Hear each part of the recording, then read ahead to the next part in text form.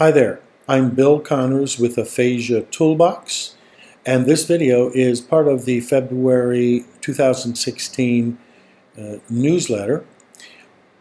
This is the opportunity for us to share a particular treatment idea.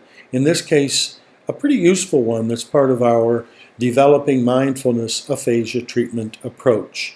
I'm going to share my screen with you, and we will go to our website, and click on My Toolbox. The name of this activity is the Lexical-Semantic Meltdown activity. It is located in our Aphasia Sight Reader software program.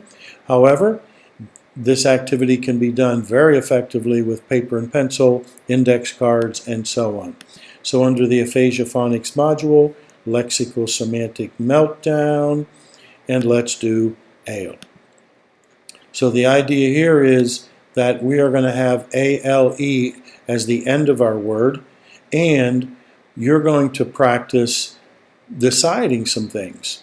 So the idea here is that if you were to put that first letter in front of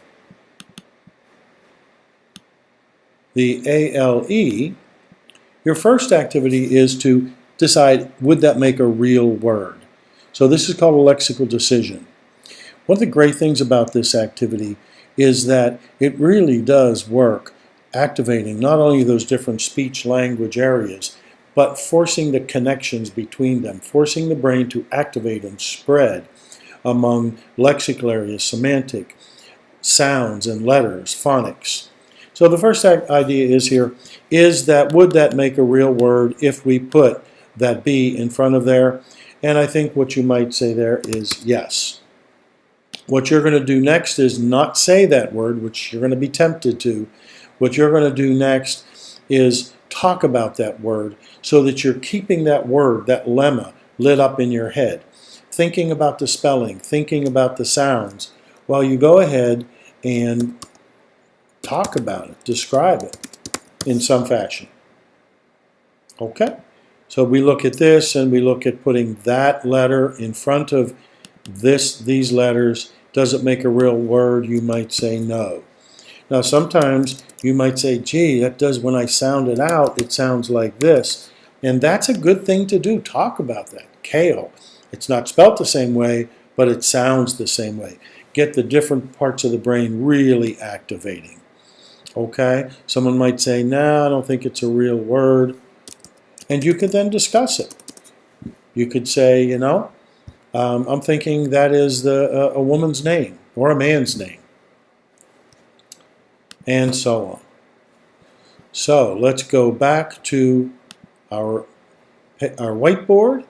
And here we can see where we put this on the whiteboard. This is what we do with our telepractice. You can do this with paper and pen.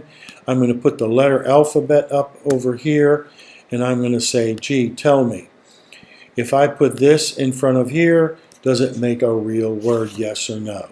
And at first you might want to go, bail, bail, but trust me, hear it in your head. If you're hearing it in your head and you're hearing the sounds and you're thinking of the letters, your brain is lighting up and using those pathways, those mental pathways, those mental connections that will really facilitate your recovery and exploit neuroplasticity. Now, one of the things we'll do is cover it up. So once you have it, we want you to be able to do it from memory. If I put that in front of what I took away, does it make a real word, yes or no? From there, you can do most anything you want to do. Talk about it, put it in a sentence, whatever makes sense. So, there's several other ways to do this, but this activity really does exploit neuroplasticity when you're doing so much thinking, so much knowing, so much planning, and interacting among the various parts, brain, speech, and language brain centers, and the connections that link them together.